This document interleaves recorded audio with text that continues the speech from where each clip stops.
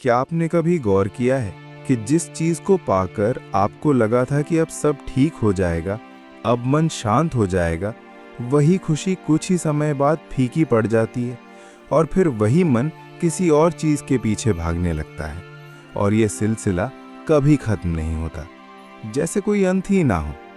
तो क्या समस्या उस चीज में है जिसे हम पाना चाहते हैं या उस मन में है जो कभी टिकता ही नहीं? नमस्कार मित्रों, चलिए इस प्रश्न को थोड़ा गहराई से समझते हैं। एक समय की बात है जब मिथिला के राजा जनक अपने महल में बैठे हुए थे। चारों ओर वैभव था, सब कुछ था जो एक राजा के पास हो सकता है, लेकिन भीतर एक खालीपन था। एक ऐसा प्रश्न जो शब्दों में नहीं आता था लेकिन बार बार महसूस होता था। और वही प्रश्न उन्हें महर्षि अष्टावक्र के पास ले गया और उन्होंने विनम्रता से पूछा, भगवान, संसार का हर सुख कुछ समय बाद खत्म क्यों हो जाता है? क्यों मन कभी स्थिर नहीं रहता? और क्यों हर खुशी के बाद फिर से एक नई चाह जन्म ले लेती है? अष्टावक्र जी ने शांत दृष्टि से उनकी ओर देखा और बहुत धीरे से कहा, राजन, जो भी बदलता है वो टिक नहीं सकता और संसार का हर सुख परिवर्तनशील है, इसलिए उसका अस्थायी होना स्वाभाविक है। समस्या सुख के खत्म होने में नहीं है, बल्कि उस अपेक्षा में है कि वो हमेशा बना रहे। जनक ने तुरंत पूछा, तो क्या हमें संसार में सुख ढूंढना ही छोड़ देना चाहिए? अष्टावक्र जी मुस्कुराए, सुख ढूंढना गलत नहीं है, लेकिन जहां तुम उसे ढूंढ रहे हो वहां वो टिक नहीं सकता, क्योंकि मन जिस चीज से सुख लेता है वही चीज कुछ समय बाद उसे साधारण लगने लगती है और फिर वो कुछ नया खोजने लगता है। मन का स्वभाव ही ऐसा है कि वो किसी भी चीज में स्थायी संतोष नहीं पाता। वो हर अनुभव को कुछ समय तक अच्छा मानता है और फिर उससे ऊब जाता है।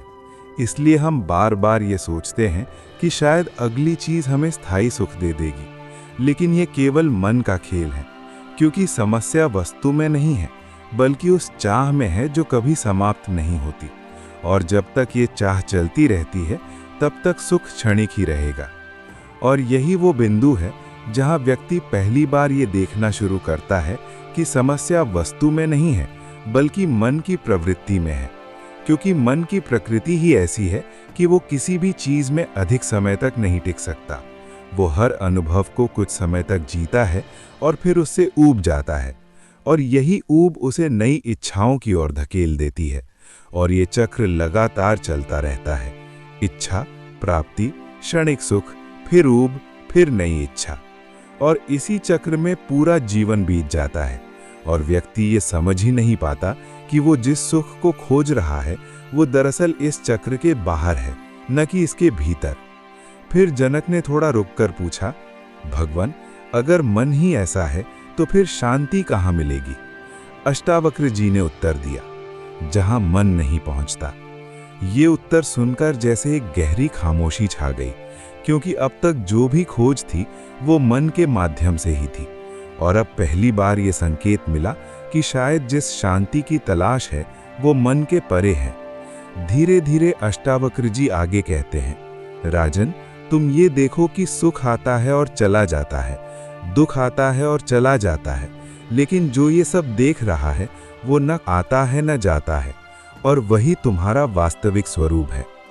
वास्तविक शांति किसी चीज को पाने से नहीं आती, बल्कि उस लगातार चल रही चाह के शांत होने से आती है। और ये चाह तब शांत होती है जब व्यक्ति ये समझ लेता है कि बाहर की कोई भी वस्तु उसे पूर्ण नहीं कर सकती। और जैसे ही ये समझ भीतर गहराती है, वैसे ही मन धीरे धीरे स्थिर होने लगता है, और वहीं से एक ऐसी शांति प्रकट होती है जो किसी परिस्थिति पर निर्भर नहीं होती। और जैसे ही ये समझ थोड़ी सी भी भीतर उतरती है, वैसे ही एक दूरी बनने लगती है। व्यक्ति अपने अनुभवों से थोड़ा अलग खड़ा होने लगता है। पहले जहां हर सुख उसे बहा ले जाता था और हर दुख उसे गिरा देता था, अब वही अनुभव आते हैं और गुजर जाते हैं, और भीतर एक स्थिरता बनी रहती है। और यहीं से एक और गहराई खुलती है कि जब तक व्यक्ति अपने सुख को किसी वस्तु, व्यक्ति या परिस्थिति पर आधारित रखता है, तब तक वो अस्थिर ही रहेगा, क्योंकि वे सभी चीजें बदलने वाली हैं और जैसे ही उनका स्वरूप बदलता है वैसे ही उससे जुड़ा सुख भी बदल जाता है। फिर अष्टावक्र जी कहते हैं, राजन, तुम जिस सुख को बाहर खोज रहे हो वो वास्तव में तुम्हारे भीतर ही है, लेकिन मन की चंचलता के कारण तुम उसे पहचान नहीं पा रहे। और जब तक मन शांत नहीं होता तब तक ये पहचान संभव नहीं है। जनक ने पूछा, तो क्या मन को शांत करना होगा? अष्टावक्र जी बोले, मन को शांत करने की कोशिश मत करो, बस उसे देखो। और यही सबसे बड़ा परिवर्तन है, क्योंकि अब तक हम मन को बदलने की कोशिश करते आए हैं, लेकिन यहाँ कहा जा रहा है कि उसे बदलो मत, बस देखो। और जैसे जैसे ये देखने की प्रक्रिया गहरी होती है वैसे वैसे मन अपने आप शांत होने लगता है, क्योंकि अब उसे पकड़ने वाला कोई नहीं होता। धीरे धीरे व्यक्ति समझने लगता है कि सुख और दुख दोनों ही मन की लहरें हैं और वो स्वयं उन लहरों से अलग है, वो समुद्र है। और जब ये पहचान स्थिर हो जाती है तब जीवन में जो भी होता है वो आता है और चला जाता है, लेकिन भीतर की शांति बनी रहती है। तो अब एक पल के लिए रुकिए, जो सुख आप खोज रहे हैं क्या वो सच में बाहर है या वो आपके भीतर ही छुपा है?